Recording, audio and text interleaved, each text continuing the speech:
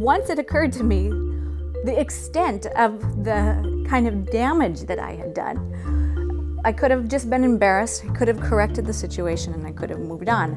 Or I could have a sense of humor about it and not only correct the information, laugh along, and then make sure that to capitalize on that opportunity.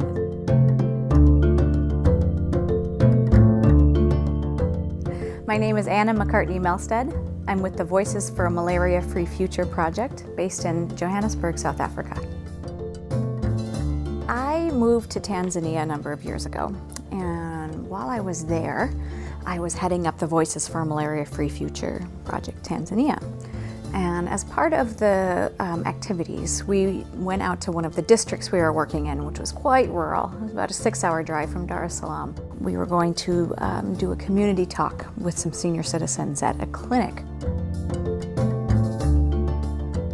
So a lot of preparations went into this presentation. I had a foundation in Swahili already, so I knew the basics, and I had practiced in front of my mirror every night for about a week before we went out to the field. So we drive the 6 hours. The last 2 hours are the bumpiest washboard road you will ever find. We get to the clinic and there's maybe 30, 35 elderly people who were there for, routine checkups. A lot of the senior citizens had cataracts, so I wasn't quite sure what they were tracking and what they weren't tracking, what they were seeing. So I made sure all of my gestures were, kind of overemphasized and dramatic, and that the mosquito net demonstration could be done in a tactile way as well as just people watching. So I get going into the talk, and at first people are being really responsive, they're nodding, I'm asking them questions and they're participating. And then we reached a point where all of a sudden people stopped looking at me and started looking at the ground. And so I continued and I tried reaching out to people, and I was asking them all of these questions. People weren't responding to me at all. Finally, one gentleman bursts out laughing, and the minute that he kind of breaks the silence, everyone else starts laughing. And I'm not giggling, laughing uncontrollably, like I was afraid they were gonna completely lose all bodily functions. Laughing so they were literally falling out of their seats.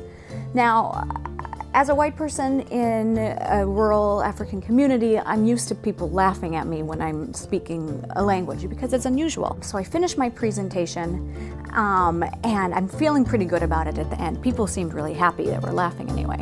So then we took a tea before we were going to come back and continue the discussion.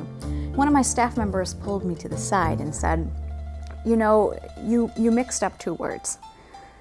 The word mosquito, which I had used a lot for my presentation, is mbu in Swahili. The colloquial word for penis in Swahili is mbo. I had spent 45 minutes telling these senior citizens to sleep under their mosquito nets to protect them from penises, that penises could fly into their rooms at night, sting them and give them malaria, that I myself was terrified of penises. And I asked other people in the room, are you also scared of penises? After the tea break, I had made a decision. Instead of treating it as a very serious infraction, which it was, I was giving incorrect information, I took the opportunity to laugh at myself publicly. It was also a great opportunity that I seized as a public health professional to say, penises do not spread malaria. Malaria is spread by mosquitoes. But let's talk about diseases that are spread by penises. Let's talk about sexually transmitted diseases. Let's talk about unplanned pregnancies. And so it was an opportunity that came out of a massive failure. And I can guarantee you that community of senior citizens will never, ever forget the white foreigner who came in to warn them about sleeping under their mosquito nets to keep the penises out of their beds at night. My story is about rolling with the punches.